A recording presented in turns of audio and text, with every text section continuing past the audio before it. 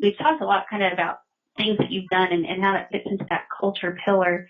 I think one of the biggest questions people often have when you talk about creating a safety and that optional online training is how to get the drivers buy-in to actually doing the online training. And when you made the decision to implement online training, how did you roll it out to your drivers to get that buy-in? Well, we've got, like I said, about 150 drivers, and when I rolled it out, I actually sat down with each one of our drivers and explained to them why, we're going to do it this way. And, most of the time you can get the buy-in when you communicate it correctly to the employees.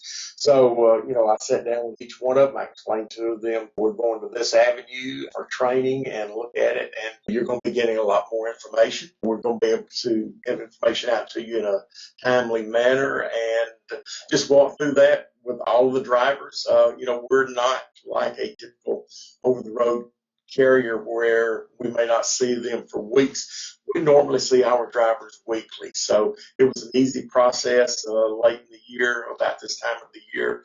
So as they would come in, I'd sit down with them, talk about it, and say we're going to kick it off the first of the year. And then once I started kicking it off with them, I started with a soft start. I just started through one video on, assigned it out to them, told them that it was there, and started it.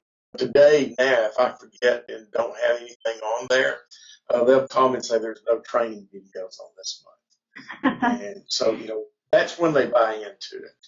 That's when you've really established that culture. Right. Did you ever have to take a driver off the road because they didn't complete their training, or have you ever had a problem like that? Or how do you ensure that they do their driver training? Yeah, I did, and occasionally I'll have one now that will not do the training and say, I don't want to take the time to do it. And it's another one of those communication things. I bring them in, I'll sit them down and talk to them, explain to them the importance of the training. And it's not only helping them, but helping the company as a whole. And I can remember probably the first or second year that we went into it, an employee that had been with us for a long time was not doing his training. And I came in, sat down with him, and put a plan together for him to get caught up. And I did not have to really just take him out of the truck, but I have had at times, if a driver did get behind or didn't do it, I would bring them in right before dispatch and let them sit down and do it that way. So with us now, we've been using it for several years, and I don't have that problem on an ongoing basis now. And again, it's communication.